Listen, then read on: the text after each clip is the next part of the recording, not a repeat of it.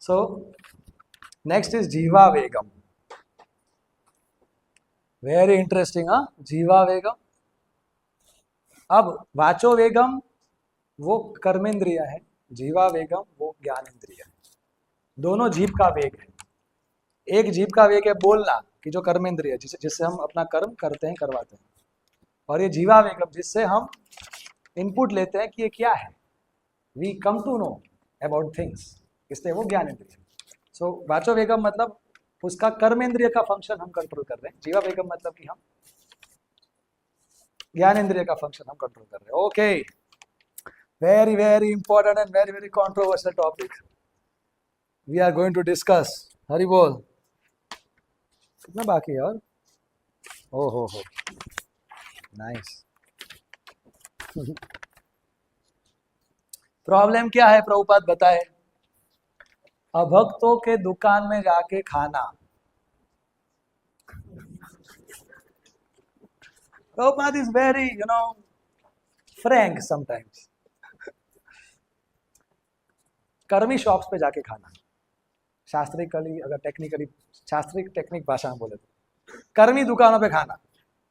और ये कभी कभी भक्तों के अंदर भी प्रॉब्लम पाया जाता है. तो ऊपर लिखते हैं तात्पर्य में, वी ऑल कैन रीड. और इसका सॉल्यूशन क्या है? प्रसादम अधिगच्छति. प्रसाद खाइए तो आपको हमारे परम पूज्य गोपाल कृष्ण गोस्वामी महाराज के दूसरा तिरोभाव जो था कल, उसमें दोपहर का प्रसाद कैसा लगा? तो हमारे हेड कुक हैं हमारे भक्त नितिन प्रभु. तो अभी हम उनको लास्ट में we will give him some gift, क्योंकि उन्होंने देवपूज निमाय प्रभु के मार्गदर्शन में ये बहुत ही अच्छा प्रसाद लीड किया था. हरि बोल. Coming back to the class. Solution is prasadam. और प्रभुपाद लिखते हैं सॉल्यूशन में दो चीजें हैं. Be grateful when Krishna supplies accept as mercy. जो भी कृष्ण का प्रसाद आ रहा है उसको कृष्ण की कृपा समझते हुए हमें उसको एक्सेप्ट करना है, और शेड्यूल्ड टाइम्स पे हमको पाना है. अभी हम चर्चा शुरू करते हैं. जीवा वेग और उदर वेग ये दोनों थोड़े कनेक्टेड हैं. जीवा वेग मतलब टेस्ट और वैरायटी की इच्छा, और उदर वेग मतलब जितना शरीर का जरूरत है उससे ज्यादा खाने की इच्छा. तो we will not go into a hair splitting analysis. मतलब ऐसे नहीं, कभी कभी बाल ऐसे ऐसे करते हैं हम. तो दोनों वेग को अलग, दोनों वेग कनेक्टेड है, तो हम समझेंगे कि इसको हम कैसे कंट्रोल करें. सो मोटा मोटा हम जीवा वेग में तीन चीजों के ऊपर हम चर्चा करेंगे: वैरायटी, क्वांटिटी और फ्रीक्वेंसी. एक है वैरायटी, दूसरा है क्वांटिटी. सो क्वांटिटी इज उदर वेग, एंड फ्रीक्वेंसी कितनी बार, जब तक है जान. सो आजकल बहुत ही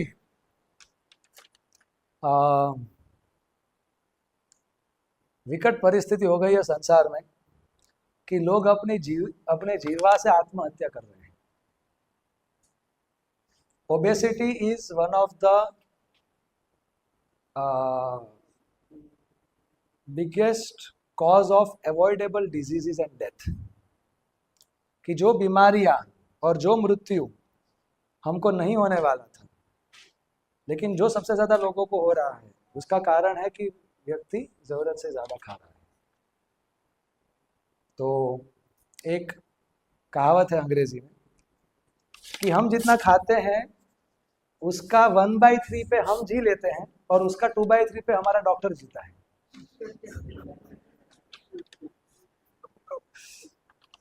और अभी बहुत ही विकट परिस्थिति है संसार में. क्यों? क्योंकि ये जो संसार है ये दोनों चीजों को ग्लैमराइज करता है. एक अच्छा खाना को ग्लैमराइज करता है, एडवर्टाइज करता है, और एक थिन फिगर को ग्लैमराइज करता है कि अगर आपको अच्छा दिखना है तो आप मोटे नहीं हो सकते, आपको पतला होना पड़ेगा. तो दूसरी ओर बोल रहे हैं कि खाओ, हाँ, और फिर बोल रहे हैं कि जो भाई दुबड़ू रहवानु, else you will become virtually untouchable. लोग आपको देखना पसंद नहीं करेंगे। अरे भाई, तो एक और आप बोल रहे हो खाओ, और एक और तो मतलब आप क्या बोल रहे हो, मतलब क्या करने का। So it's a very torturers situation for everyone, चाहे वो भक्त हो चाहे वो अभक्त हो। सो ये कैसी बात है? It's like a game which we can't win and which we can't quit. ये एक ऐसी स्पर्धा है जीवा वेगम, जिससे ना हम जीत सकते हैं ना हम इसे भाग सकते हैं। हम ऐसा नहीं बोल सकते कि नहीं नहीं मेरे को तो कुछ खाने की इच्छा नहीं, तो हम इसे भाग नहीं सकते। और अगर हमारी इच्छा पूरी भी हो गई तो भी वो हमें संतुष्ट नहीं करती और हमारी इच्छाओं को बढ़ाती, तो ना हम उसे जीत सकते हैं। तो करने का क्या?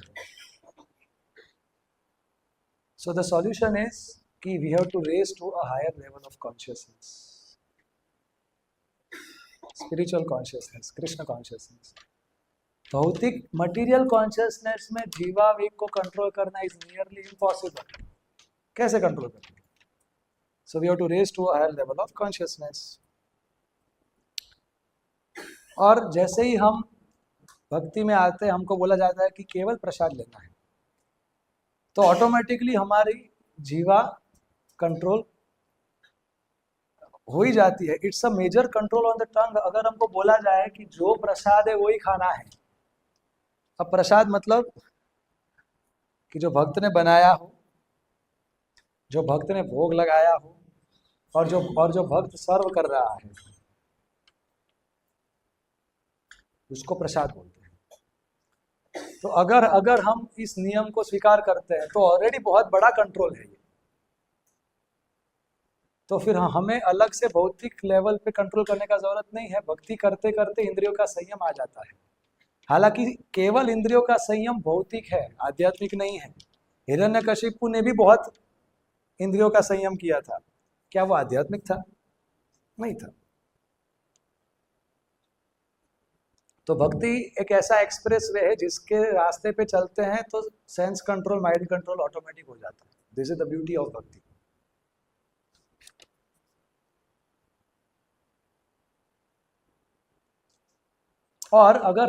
और प्रसाद में भी फिर नियरली एंडलेस वेराइटी है ना। कुछ भी खाना है, भोल लगा के खाओ। मतलब सबसे पहले हमें यहाँ पे आना है कि केवल प्रसाद लेंगे, और उसमें भी लो आराम से। प्रभुपाद जी बहुत दयालु है। एंड प्रसादम एक ऐसा एल्योरमेंट है, प्रसादम एक ऐसा टेम्पटेशन है कि जो भक्ति के बाउंड्री के अंदर है।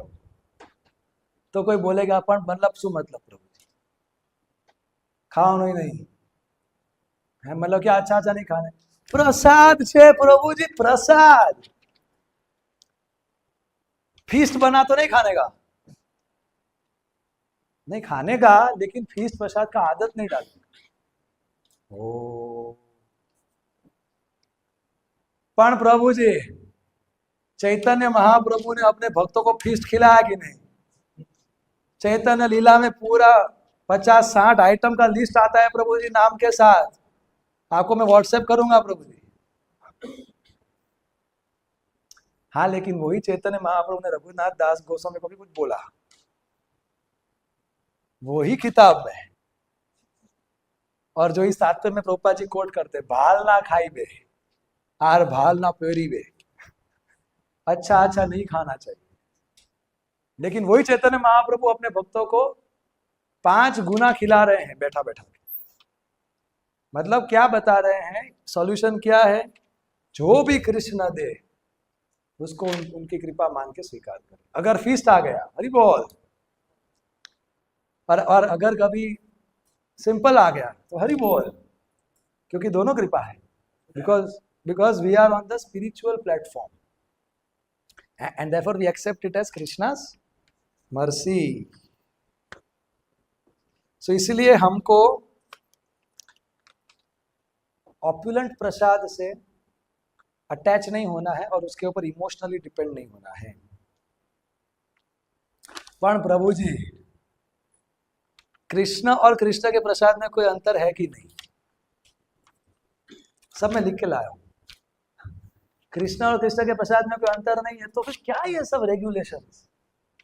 कृष्ण और कृष्ण के प्रसाद में कोई अंतर है नहीं, ये सही है, लेकिन कृष्ण प्रसाद ग्रहण करने से हमें कितना कृष्ण का याद आता है,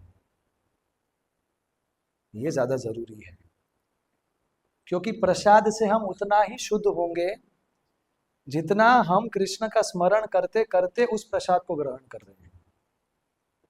अगर वो प्रसाद हमें कृष्ण का स्मरण दे रहा है ज्यादा, तो उस प्रसाद का हमारे ऊपर आध्यात्मिक इफेक्ट ज्यादा होगा। और अगर हमारा, जैसे कि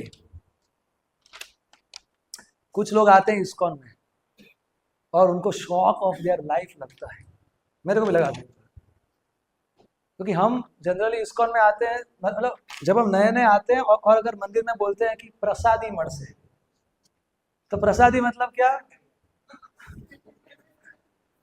2 हाथ आगे करो और थोड़ा आपको चरणामृत मिलेगा, थोड़ा बूंदी मिलेगा और थोड़ा साकर मिलेगा। अब यहाँ आके बोला जाता है प्रभु जी प्रसाद आप कहो, पिज्जा प्रसाद, मैं पास्ता प्रसाद, और कभी कभी फुल प्लेट प्रसाद। तो ये हम सबको इस्कॉन में आके हमको मालूम पड़ा ना। तो एक्चुअली प्रसाद एक सिद्धांत है। Prasad is not a restricted to any traditional commodity of any place. Prasad एक सिद्धांत है कि हम जो भी खाएंगे कृष्ण को खिला के खाएंगे।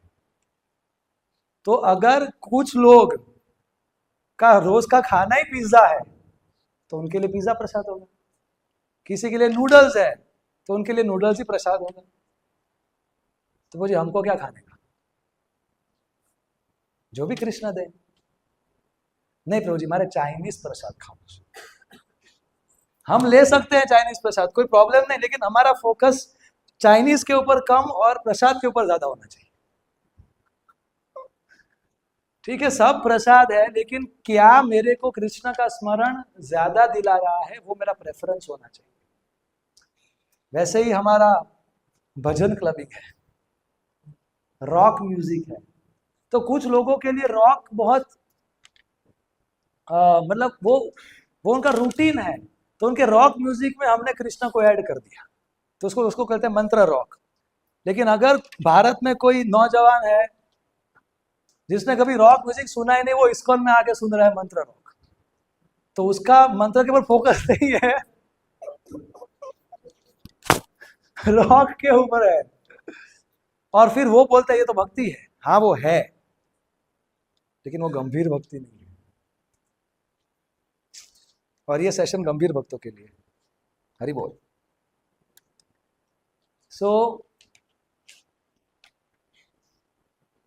अरे भूल गया क्या बोल रहा था।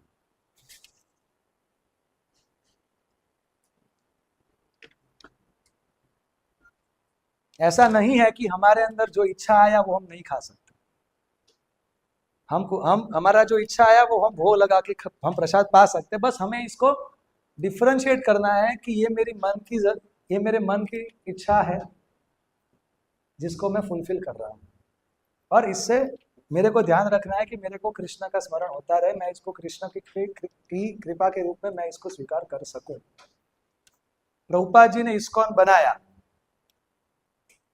प्रभुपाद जी अमेरिका में सबको गुलाब जामुन सिखाए, रसगुल्ला सिखाए, पराठा सिखाए, सब्जी सिखाए, तो प्रसाद का सिद्धांत भी सिखाया और इंडियन क्विजीन्स भी सिखाए। तो इस्कॉन एक ऐसा ब्रिज है कि जो भारत की संस्कृति को भारत के बाहर के लोगों को सिखा रही है। लेकिन अब ब्रिज में का एक डिसएडवांटेज ये भी है कि ट्रैफिक वन वे नहीं होता, 2 वे होता है। तो भारतीय लोग क्या सीख रहे हैं? तो इस्कॉन एक माध्यम बन रहा है बाहर की संस्कृति भारत में आने का। विच इज ओके समटाइम्स, लेकिन गंभीर भक्तों को केयरफुल रहना चाहिए कि हमारा ऐसा चॉइस होना चाहिए कि जो हमें कृष्णा का स्मरण ज्यादा दे। प्रसादम दिव्य है लेकिन हम दिव्य नहीं हुए अभी, वी आर इन पैशन, तो उसका इफेक्ट होगा।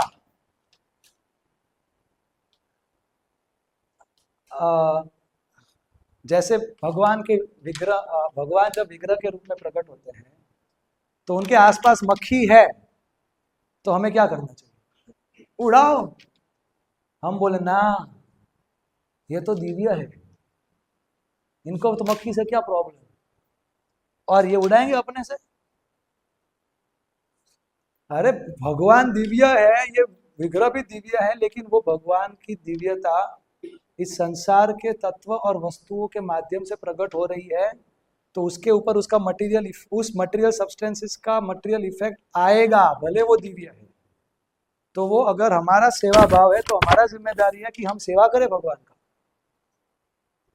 That's why deity is there, कि भगवान हमको एक्सेसिबल हो और हम भगवान एक्सेसिबल हो और मर्सीफुल, मतलब कि हम भगवान को एक्सेस कर सके और भगवान की कृपा को महसूस कर सके, इसलिए भगवान विग्रह के रूप में प्रकट होते हैं। उसी तरीके से भगवान प्रसाद के रूप में भी प्रकट होते हैं और इस संसार के सब्सटेंसेस के माध्यम से होते हैं। तो अगर हम दिव्य स्तर पे नहीं है तो उसका मटेरियल इफेक्ट हमारे ऊपर आएगा। कुछ भी प्रसाद आ रहा है और हम ले रहे हैं तो गला खराब होगा, भले वो प्रसाद है। Therefore we should have some choices. सब प्रसाद है लेकिन हम उस लेवल पे नहीं है। Therefore we have to choose. एक भगत बोला मेरे को, एक भगत, ठीक है उसको बताता हूँ तुमको।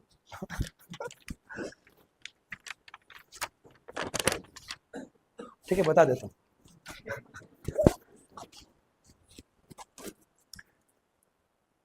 मतलब मैं इसके ऊपर बोल रहा हूँ अभी, फ्रीक्वेंसी के ऊपर, कब प्रसाद लेना चाहिए।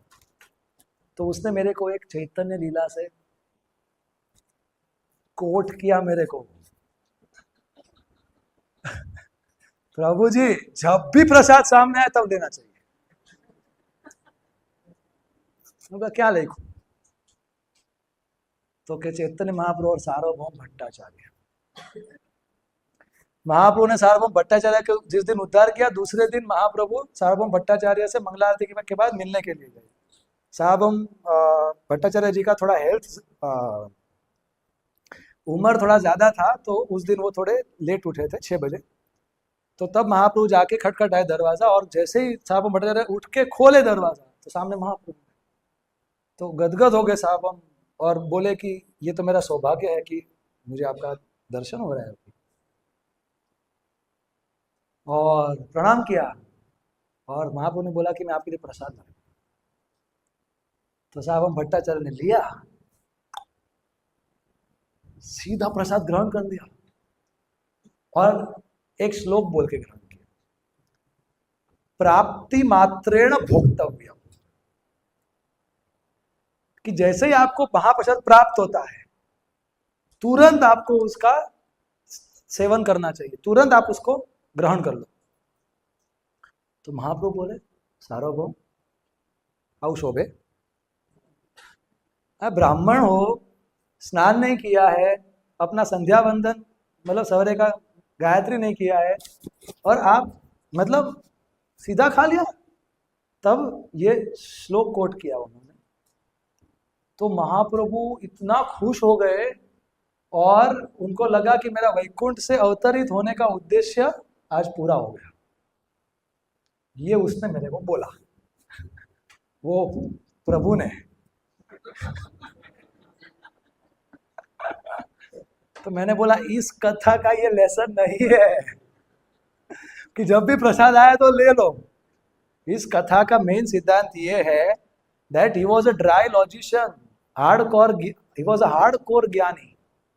सार्वभौम भट्टाचार्य जगन्नाथ जी के मेन पंडा जी थे, लेकिन वो जगन्नाथ जी का उपासना कर रहे थे, क्योंकि वो जगन्नाथ जी का उपासना करते करते वो जगन्नाथ जी के परे जो ब्रह्म ज्योति है उसमें वो लीन हो जाए।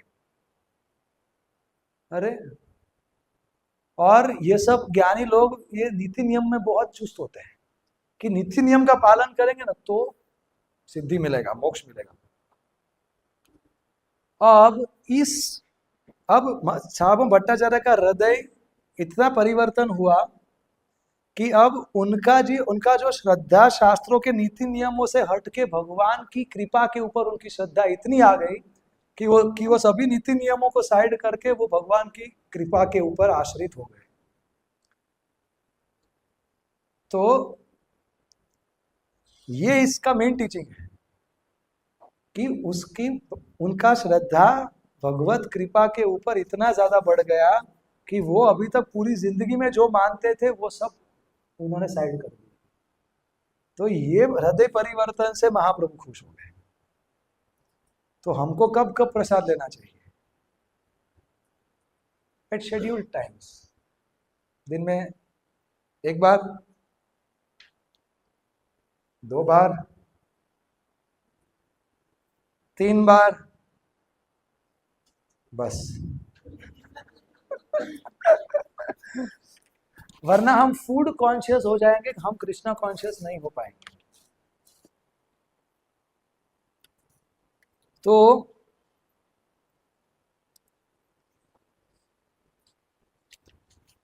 ये जीवावेग सबसे अच्छी तरीके से हम कंट्रोल कर सकते हैं उपवास से। और प्रभुपाद जी जिधर जिधर तपस्या का बात आता है वो बोलते हैं कि एकादशी और जन्माष्टमी के दिन उपवास करो। सो उपवास करना चाहिए। किस तरीके से करना चाहिए? डाइटिंग के लिए नहीं करना चाहिए, भक्ति बढ़ाने के लिए करना चाहिए। मुकुंद माला स्तोत्र के 21 नंबर के श्लोक में कुलशेखर महाराज बताते हैं कि मेदस छेद फलानी, अगर कोई व्यक्ति उपवास कर रहा है अपना वजन कम करने के लिए तो उसको फल क्या मिलेगा कि उसका वजन कम होगा, उसको भक्ति नहीं मिलेगा। उसको उसको सुकृति मिलेगा, लेकिन उपवास भगवान के नजदीक जाना। तो उपवास में क्या होता है? व्हाट इज द सिद्धांत? 2.41 भगवत गीता, व्यवसायत्मिका बुद्धि ही एक है गुरुनंदना। हमारी इच्छा करने की शक्ति इस संसार की अलग अलग वस्तुओं में विभाजित हो चुकी है। तो जब हम उपवास करते हैं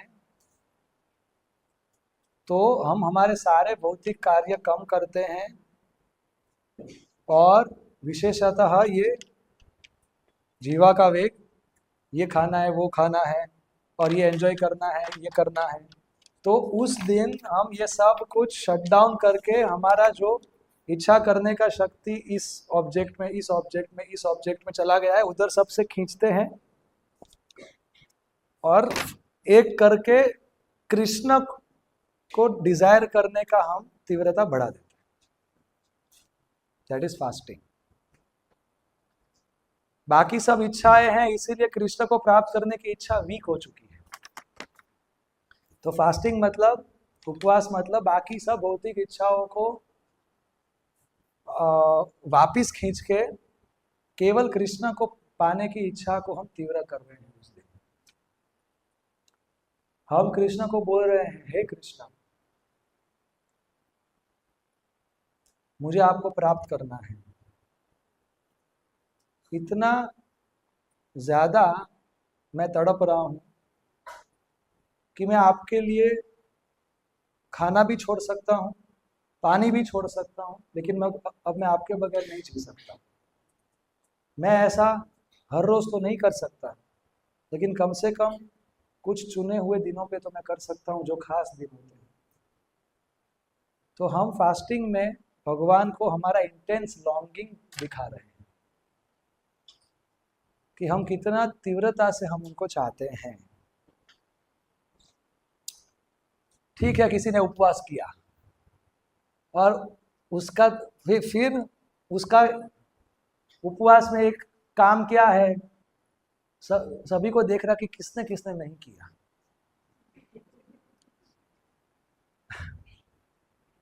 तो उसका शरीर फास्टिंग कर रहा हो सकता है, लेकिन उसका ईगो फीस्टिंग कर रहा है। उसका अहंकार फीस्ट खा रहा है, लेकिन उसका शरीर फास्टिंग कर रहा है। सो fasting should not be egos feet, but it should be devotions fruit. वो हमारा भक्ति का फल होना चाहिए, वो हमारे अहंकार का कोई पराक्रम नहीं होना चाहिए।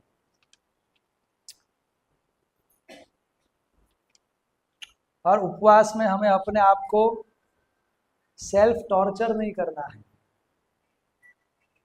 उपवास मतलब कि यार अभी तो क्या रे पहाड़ा नो टाइम था से, कब होगा ये, और इतना भूखे हैं, इतना प्यासे हैं, हो, और हम अपने शरीर को कष्ट देते जा रहे हैं। उपवास मतलब कि हम कृष्ण का स्मरण ज्यादा करें, क्योंकि भौतिक चीजों में संलग्न होने से डिस्ट्रैक्शन आता है कृष्ण के स्मरण में, कृष्ण की भक्ति में। तो अगर किसी से उपवास हो पा रहा है तो उसको उपवास करना चाहिए, ताकि वो फिजिकल डिस्ट्रैक्शन साइड हो सके, ताकि कृष्ण का चिंतन स्मरण भक्ति ज्यादा हो, और उससे एक नॉन मटीरियल नरिशमेंट मिलता है, एक आध्यात्मिक पोषण मिलता है, जिससे हम शारीरिक स्तर से ऊपर उठते हैं, और जो higher reality of Krishna conscious happiness है उसको हम परसीव करते हैं और एक्सपीरियंस करते हैं कि नहीं, सचमुच भक्ति में आनंद है, और वो इस शरीर से ऊपर का आनंद है। इसका अनुभव होता है तो जब अगर शरीर तड़प रहा है और उसके सामने कृष्ण के स्मरण से हमें ठंडक मिल रही है और हमें शक्ति मिल रही है, तो वो उपवास है। इसीलिए जितना ज्यादा हम माला कर सके, जितना ज्यादा हम भक्ति कर सके उपवास के दिन। तो कोई बोलेगा तो फिर प्रभु जी मैं खाता हूं और फिर ज्यादा भक्ति करता हूं। अगर हो पा रहा है उपवास के अलग अलग स्तर होते हैं। पहला होता है निर्जल, अगर हो सके तो करना है, कंपलसरी नहीं है। दूसरा है सजल, और सजल के मेडिकल बेनिफिट्स ज्यादा बताए गए हैं, and it is recommended by modern science also, कि केवल पानी के ऊपर उपवास करें। वो भी नहीं हो पा रहा तो जूस, दूध या जूस के ऊपर। वो भी नहीं हो पा रहा तो फ्रूट्स के ऊपर। वो भी नहीं हो पा रहा तो एक बार कुछ एकादशी प्रसाद ले लो, 2 बार ले लो,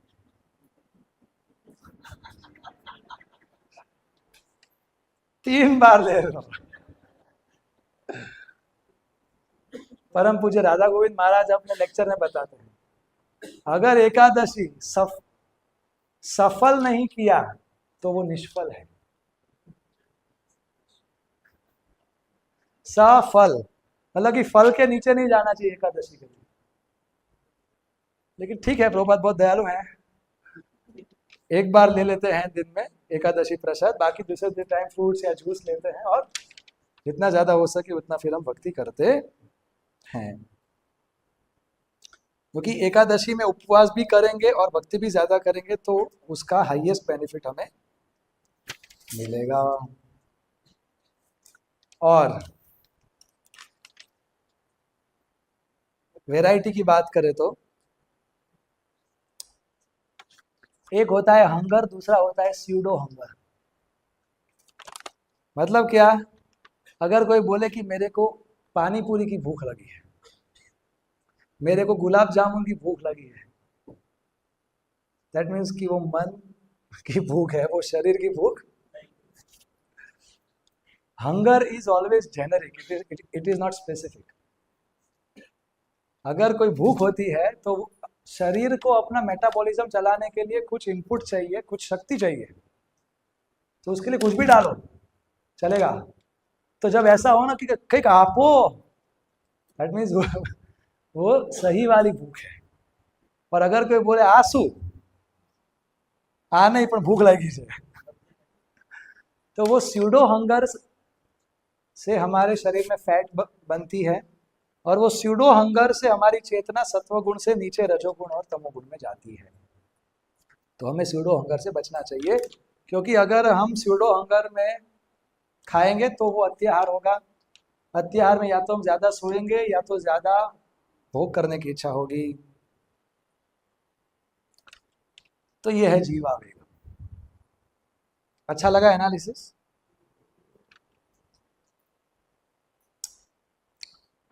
फिर है उदरवेगम।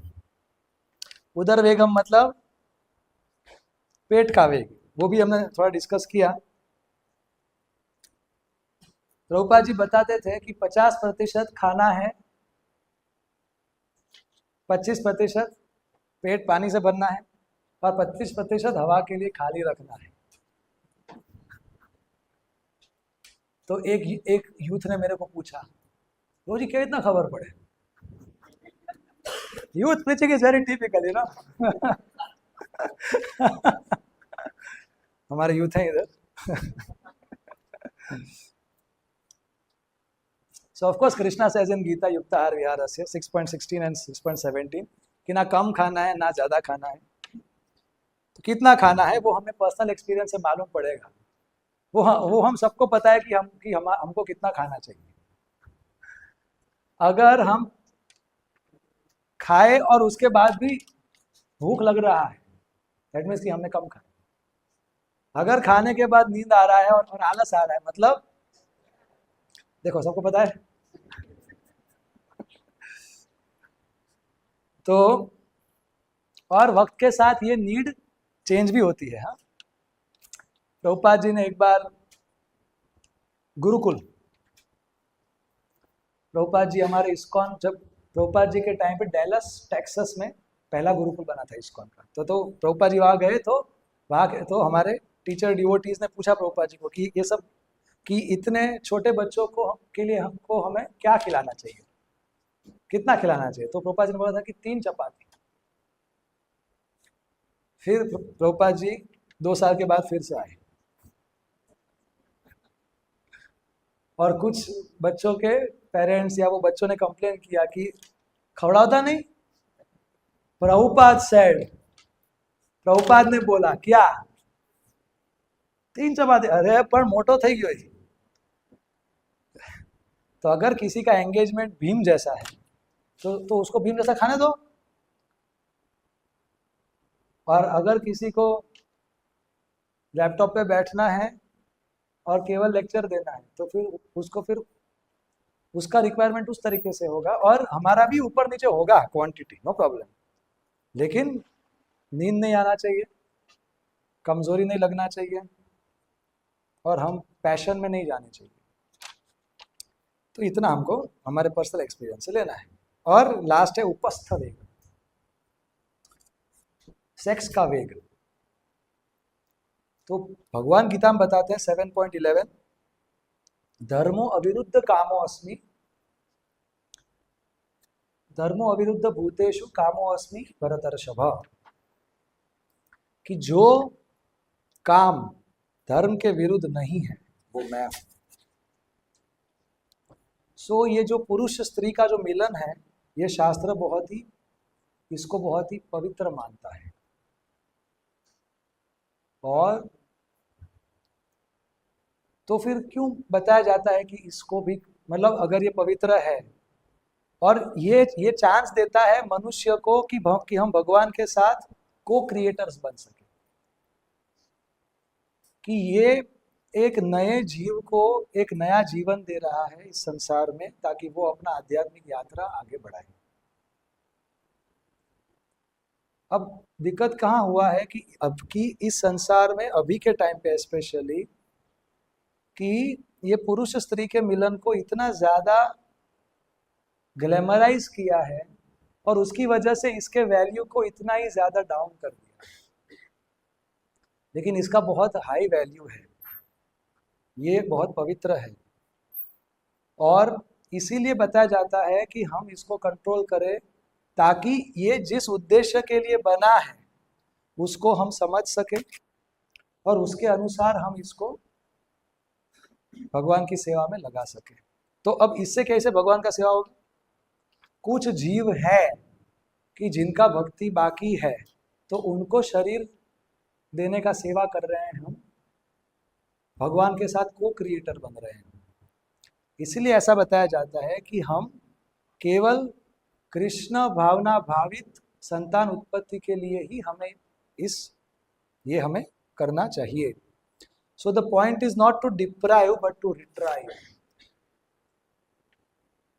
कि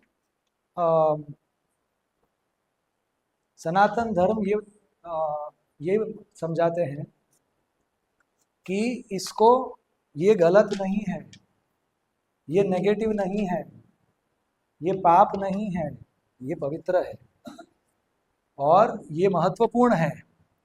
तो इसके उद्देश्य को समझने के लिए, इसको आध्यात्मिक दृष्टिकोण से देखने के लिए और इसको भगवान की सेवा में जोड़ने के लिए, to retrieve the original purpose and to act according to that purpose, इसलिए हमें इस वेग को भी कंट्रोल करना चाहिए और भगवान की सेवा में लगाना चाहिए।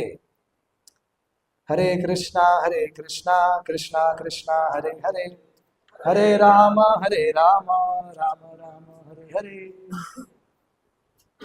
9:23। तो अभी हमने प्रभुपाद जी का तात्पर्य तक देखा है, इसके बाद भक्ति सिद्धांत महाराज का तात्पर्य बाकी है, जो फिर हम संडे को देखेंगे, और फिर इसके बाद कंक्लूजन है। आई कैंट बिलीव कि इतना टाइम फास्ट जाता है। क्या मैं स्लो बोल रहा हूँ या इतना स्पीड ठीक है?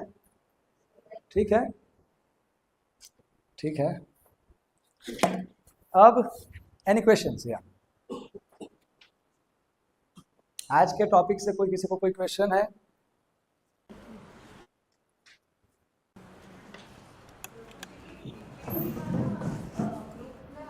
पीपीटी आ जाएगा, गुजराती और हिंदी दोनों आ जाएगा। और कोई क्वेश्चन? अच्छा, हरे कृष्णा प्रभु जी। मतलब जब स्टार्टिंग में महाराज परीक्षित को जब उन्होंने क्वेश्चन किया सुखदेव गोस्वामी को कि ये अटॉनमेंट के ऊपर, उसको 3 उन्होंने, सुखदेव गोस्वामी जी ने 3 वेज बताए। पहला प्रायश्चित, दूसरा knowledge and third one like भक्ति। तो जब उन्होंने भक्ति का बताया तो उन्होंने, आपने एक लेक्चर में ऐसा बताया कि उन्होंने जब भक्ति का बताया तो ऐसा बोला स्पिरिट सोल, आत्मा वो शुद्ध ही है पहले से। तो फिर बीच में वापस लेक्चर में ऐसा हुआ कि हम कंटामिनेट हो जाते, या फिर ये modes of passion, modes of ignorance, ऐसे मोड्स में हम इन्फेक्ट हो जाते। तो ये कॉन्शियसनेस हमारे इन्फेक्ट होता है, ये सिम्टम आत्मा का ही है। तो मतलब हमारी आत्मा शुद्ध होती है या फिर वो भी इन्फेक्ट होती है at some point, some level? ऐसा आत्मा शुद्ध है, अभी आत्मा शुद्ध है कि शुद्ध नहीं है, ये इनका सवाल है। आप आत्मा हो कि नहीं? यस। हाँ, तो आप शुद्ध हो। ओके। लेकिन अभी अभी अभी अभी जो आप सोच रहे हो ना, वो सोच अशुद्ध है। ओके। क्या समझे इसमें? मतलब मेरा ओरिजिनल जो पोजीशन या फिर मेरा ओरिजिनिटी मैं शुद्ध ही हूँ, लेकिन आपने गलत लोगों का, गलत परिस्थिति का संग किया, तो भौतिक प्रकृति के 3 गुणों का संग किया, इसीलिए आपके अंदर भौतिक इच्छा आ गई। तो आत्मा और आत्मा का चेतना भौतिक हो सकती है, आत्मा हमेशा आध्यात्मिक ही रहती है। और आत्मा की चेतना सत्वगुण, रजोगुण, तमोगुण से इन्फेक्ट होती है, इन्फ्लुएंस होती है। आत्मा हमेशा प्योर रहती है, आत्मा हमेशा दिव्य ही है। इसीलिए जब आत्मा तय करती है कि मेरे को भगवान का भक्ति करना है, तो उसको माया रोक नहीं सकती, क्योंकि सत्वगुण, रजोगुण, तमोगुण मन, बुद्धि, अहंकार और चेतना के ऊपर काम कर सकता है। ये स्वतंत्र इच्छा तो आत्मा का होता है। बस आत्मा को अपने आप को पहचानना है और ये दृढ़ संकल्प करना है कि अब मेरे को मेरा फिर से शुद्ध अस्तित्व को मेरे को प्राप्त करना है। Thank you. और यस, पीछे।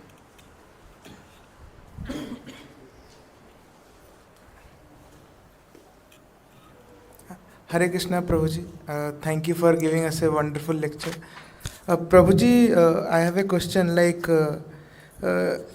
in Krodha Vegam, you said that we have to be assertive, not aggressive. But हम प्रभु जी फॉर्म स्टैंड लेते लेते भी थोड़ा एग्रेसिव टोन में ही बोलने लगते हैं कि हाँ मैं नहीं करूँगा, ऐसा फॉर्म स्टैंड लेते हैं और सामने वाला पार्टी को लगता है कि we are doing offense towards them, so वो कैसे हम, तो थीन लाइन जो होता है असर्टिव एंड एग्रेसिवनेस को, वो हम कैसे अच्छे से जान पाएंगे प्रभु जी? अगर हमारे हृदय में सामने वाले व्यक्ति के प्रति सद्भावना है तो वो सामने वाले व्यक्ति को पता चल ही जाता है। अगर उसके प्रति ममता है और अगर हम उसके भले के लिए बोल रहे हैं और फिर आप अगर आप एसर्टिव नहीं, अगर आप एग्रेसिव भी हो गए तो भी उसको बुरा नहीं लगेगा। तो हमें बस अपने अंदर झांक के देखना है कि क्या मैं अपना स्टैंड मेरे लिए ले रहा हूँ या हम दोनों के लिए ले रहा हूँ, या तो फिर हम उसके लिए ले रहे हैं। अगर हमारे अंदर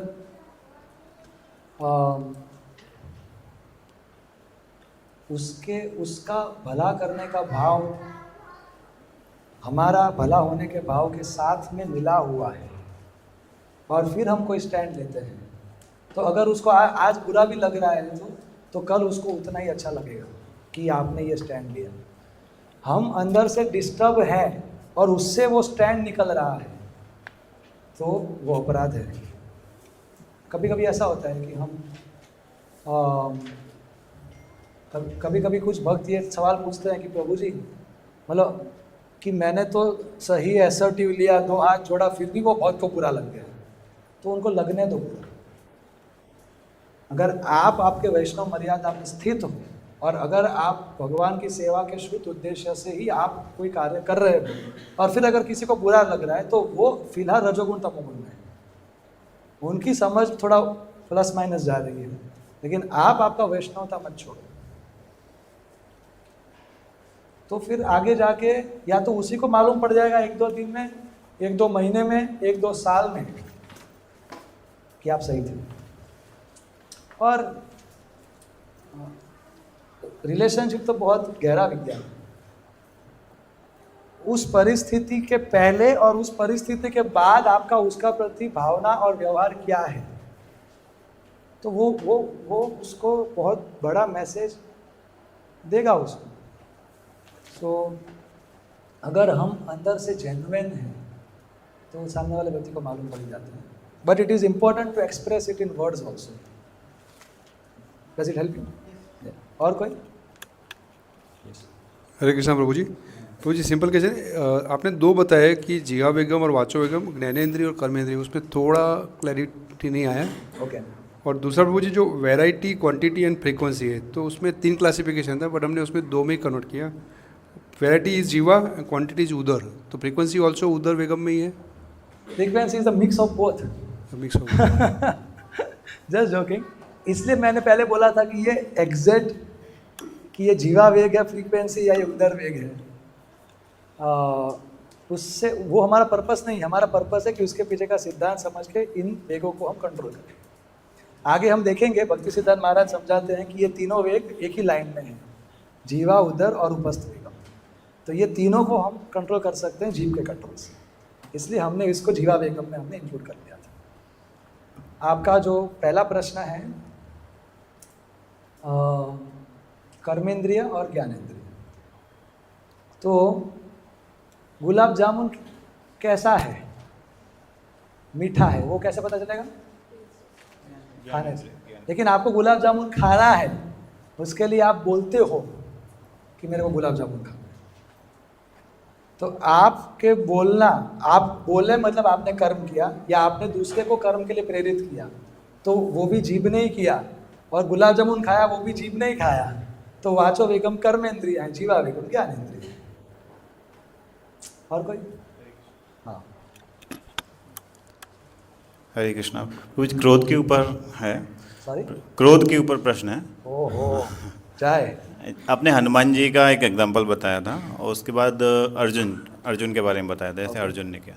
तो हनुमान जी के बारे में बताया कि उन्होंने फिर विलाप किया, तो वो उन्होंने असर्टिव लिया या डिस्ट्रक्टिव लिया, वो थोड़ा सा क्लैरिफिकेशन चाहिए। और अर्जुन ने किस तरीके से वो अपने क्रोध को व्यक्त किया, वो थोड़ा सा क्लैरिफिकेशन करो।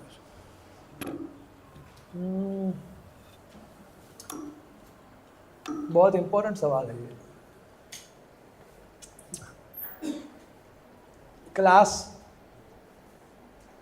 कृष्ण ने भगवत गीता का क्लास दिया, तो अर्जुन ने ये नहीं बोला thank you for the wonderful class, ये बोला, फिर उसके बाद क्या बोला, करिष्ये वचनम तव। तो हमें क्लास कैसे सुनना चाहिए, करिष्ये वचनम तव। अब भगवान ने बोला मारो, तो अब कैसे मारोगे, बिना गुस्से से आप कैसे मारोगे। लेकिन उन्होंने, उनका मोटिवेशन प्योर था और उसका इफेक्ट क्या आया, जितने लोग कुरुक्षेत्र में मरे सब भगवत भक्त। So it was a spiritual anger because it was under the guidance of Krishna. So of course it is, he was assertive. Aggressive में व्यक्ति अपना कंट्रोल खो देता है। अर्जुन पूरे युद्ध के दौरान वो अवेयर थे कि वो क्या कर रहे हैं और कैसे उनको एक्ट करना है, इसलिए तो उन्होंने शुरू होने से पहले ही पूरा भगवत गीता सुना, और युद्ध के बीच बीच में भी वो भगवत गीता को याद कर रहे थे, क्योंकि सामने भीष्म है और तीर ले रहे हैं तो याद करना पड़ेगा। ओके ओके देहिनोऽस्मि, ओके ओके ओके अविनाशी तु तद विद्धि, ओके ओके फिर मारो। सो गुस्सा है, लेकिन गुस्से ने उनको एनर्जाइज किया कि वो कृष्ण ने जो बोला है उसको, और कृष्ण का जो मिशन है उसको आगे बढ़ा सके। वो खुद उन्होंने कृष्ण के इंस्ट्रक्शंस में या गाइडेंस में कुछ अपने राग द्वेष से कुछ चेंज नहीं आने दिया। That means that was spiritual anger, but it is difficult for us, so we have to control our anger. Does this help you? और पूछना है आगे तो माइक दो। लेक्चर डिस्कस करेंगे। एक हनुमान जी के बारे में, तो उन्होंने किस तरीके से अपने एंगर को उस समय प्रेजेंट किया था, जैसे वो डिस्ट्रक्टिव था, असर्टिव था, या फिर वो कैसे है? अगर आपको कहीं पे आग लगाना है तो प्यार से तो नहीं लगाएंगे हम, क्योंकि उनको बाद में विलाप हुआ हनुमान जी को। अब इसमें क्या होता है, अगर थोड़ा हम गहराई से बात करें तो ये सब जो महान भक्त होते हैं ना, वो भगवान के एक तरीके से कठपुतलियाँ होते हैं। मतलब हम सबको सिखाने के लिए भगवान उनको अलग अलग किरदार निभाने के लिए उनको प्रेरित करते हैं। तो अब हनुमान जी थोड़ी आएंगे एग्रेसिव मोड में, लेकिन भविष्य में सवाल होगा किसी को कि एक भक्त को कैसे भगवान की सेवा में गुस्से का प्रयोग करना चाहिए, तो नहीं करना चाहिए। ये एग्जाम्पल सेट करने के लिए हनुमान जी ने गुस्से में आग लगा दिया और फिर विलाप किया, लेकिन इसका मतलब ये नहीं कि फिर हनुमान जी उस भाव में आ गए थे। तो ये भगवान की लीला होती है, ये भगवान की योजना होती है, हमें कुछ कुछ चीज़ें सिखाने के लिए जो अदरवाइज हम कभी सीख नहीं पाते। So thank you so much. आप सब बहुत, you all are very good students and I am trying my best to be a nice teacher. और वो आप व्हाट्सएप ग्रुप में देखिए कि किसके अंदर वोटिंग ज़्यादा आया है।